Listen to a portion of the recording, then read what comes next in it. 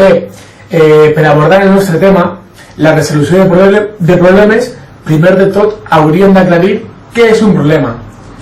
Un problema és un obstacle que s'interposa entre una situació inicial i una situació final, que és la meta que vol aconseguir. Els problemes tenen algunes característiques.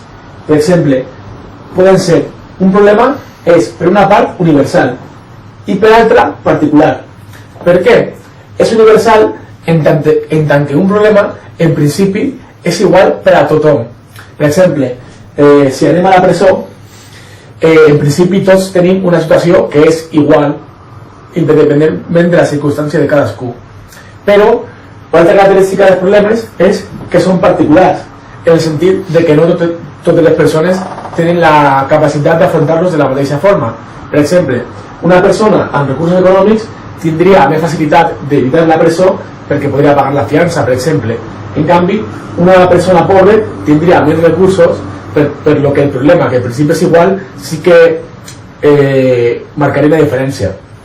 Otra diferència entre problemes és que poden estar ben definits o mal definits. Aquesta diferència és molt senzilla.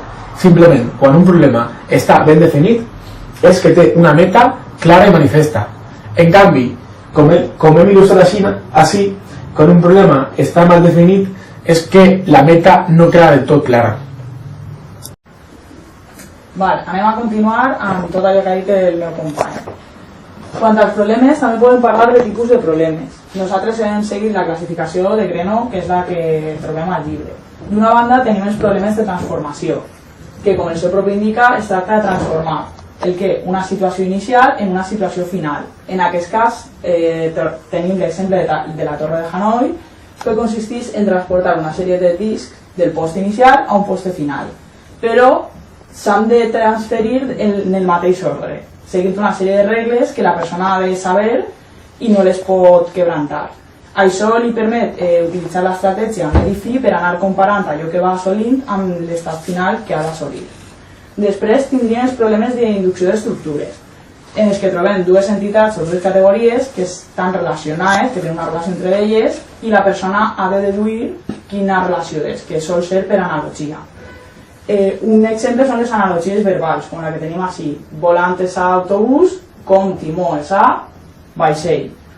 També tindríem altres tipus d'analogies que serien més complexes, que és quan tenim com radial una tumoració. I hauríem d'extrapolar des d'una situació que se fica a l'inici com a exemple a la situació que es planteja ara, que seria l'altra. Després tenim els problemes d'ordenació, que la pròpia imatge ho indica. Tenim una sèrie d'elements que s'han d'ordenar per a obtindre un element. Les possibilitats són diverses i la persona al final assolirà una meta. I per últim, els problemes socials, que són els més complexos de tots i que, per exemple, un d'ells podria ser com acabar amb la fam en el món o com aconseguir realment la igualtat, etc. I altres aspectes a tenir en compte que són molt importants en tot el que és la resolució de problemes seria la creativitat del propi individu que ha d'anar aportant, la motivació, perquè és imprescindible que una persona estiga motivada per assolir la meta, i el context social, sobretot el context social perquè ens va imposar uns límits i quan parlem dels problemes socials el context és d'allò més important per tal de poder definir la meta i aconseguir. Lluna és una política que es presenta per a la regidoria de Medi Ambient del seu poble en les properes eleccions i té moltes possibilitats d'arribar a ser-ho. Ha d'anar a un debat contra la persona que es presenta per a aquest càrrec per part del principal partit polític competidor. Aquest seria un problema ben definit si considerem que la meta és o bé guanyar el debat o bé aconseguir la candidatura, però també podria ser un problema mal definit si considerarem que la meta seria millorar les seues habilitats socials o millorar la seva ciutat.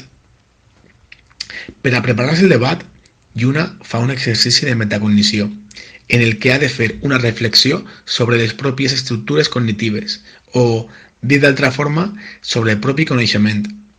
Per tant, el que fa és un repàs de tots els arguments que pot presentar en el debat, com ara el coneixement que té sobre les accions preses fins ara pel govern actual, sobre els recursos que el poble té disponibles, etc. Aquest tipus de procés seria principalment declaratiu. Una volta que ha fet aquesta reflexió, fa un exercici d'autoregulació, el qual també es basa en una reflexió sobre el propi coneixement, però ara enfocat cap al propi procés d'aprenentatge. Açò es relaciona més amb l'estratègia que seguirà per a posar en marxa els seus arguments i considerarà, entre altres, el temps disponible, l'habilitat de l'adversari, les seues pròpies capacitats comunicatives, etc. Aquest procés consta de 3 fases: planificació, monitorització i avaluació. A diferència de la metacognició, que és principalment declarativa, l'autoregulació és principalment procedimental. Un concepte que integra tant l'autoregulació com la metacognició és la instrucció metacognitiva autorregulada. Amb la intenció d'integrar les dues perspectives, Zimmerman i Moylan van proposar el model interactiu de circuit de retroalimentació, el qual consta de 3 fases. La fase d'anticipació. Lluna ho fa anticipant la tasca al documentar-se prèviament i al seleccionar una estratègia, triant quins arguments o quina forma de debatre utilitzarà. Fase de desenvolupament. Al utilitzar estratègies d'autocontrol, com poden ser, per exemple, autoobservar-se per a veure si s'està mantenint bé els ritmes del debat o està conduint bé el debat cap als temes als que està més documentada.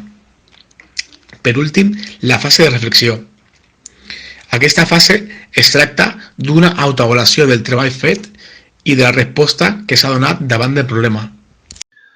Lluna no està molt contenta perquè, després de l'avaluació del debat que va tindre lloc, s'ha donat que no li va eixir molt bé, ja que el seu contrincant polític va guanyar-li la partida utilitzant arguments de dubtosa veracitat que no va saber contrarrestar. Ara ella està prou insegura, ja que dintre d'un mes es produeix el debat més important abans dels comicis electorals. Ara, Lluna ha d'afrontar el mateix problema que al principi, però afegint que té pensaments negatius al respecte de les seues capacitats per a debatre que li generen ansietat i frustració, a banda de que les emocions que va experimentar en el primer debat, com ara vergonya o culpa, pensa que poden tornar a enviar-li al proper debat. És ací on entren 3 variables personals importants que afecten en la resolució de problemes: les cognitives intel·lectuals, les emocionals i les sociofamiliars, les quals estan interrelacionades entre si. Lluna pensa treballar aquestes variables de cara al proper debat.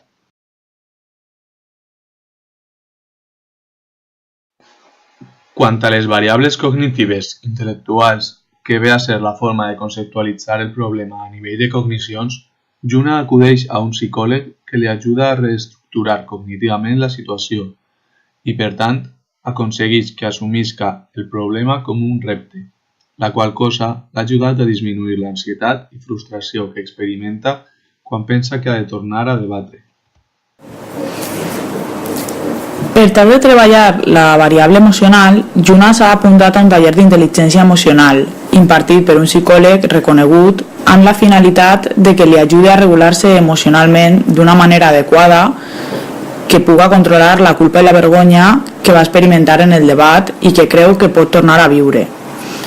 Al treballar en grup tant aquestes emocions en particular com al fomentar en general l'estabilitat emocional i l'autoestima, Lluna aconsegueix sentir-se més segura i conscient de les seues emocions, la qual cosa li permetrà controlar-se en el proper debat. Quant a l'aspecte sociofamiliar, la forma de treballar-ho és aprofitant les xarxes relacionals de suports que Lluna tinga al seu abast, les quals són beneficioses per aconseguir una adequada adaptació al medi i, per tant, fer més fàcil la resolució de problemes. El desenvolupament d'aquestes xarxes i el fet de ser capaç de demanar ajuda venen determinats, en part, per les relacions que s'hagin tingut amb els pares en el context familiar i en l'escola amb el grup d'iguals al llarg del desenvolupament vital. Yuna no té cap problema en demanar ajuda i aprofita el suport d'un antic regidor del seu partit que de bona gana li dona consells per a, esta volta sí, ser capaç de posar adequadament els seus projectes mediambientals que tan bé poden fer al poble.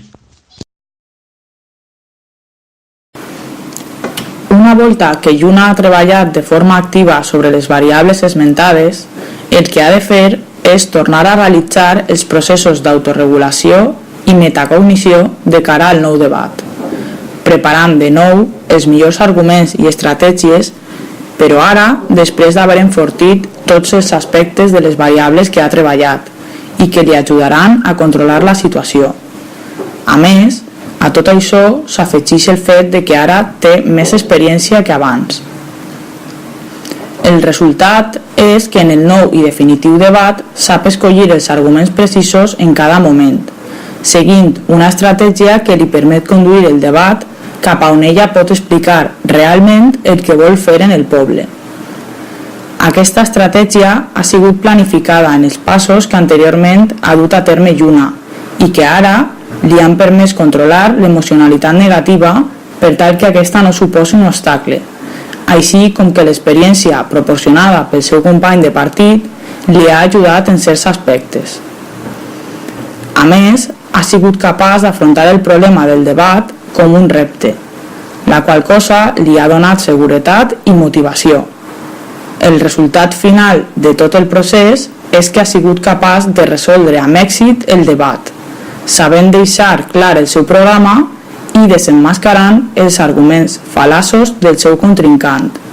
Per tant, podem dir que Yuna ha aconseguit la seva meta.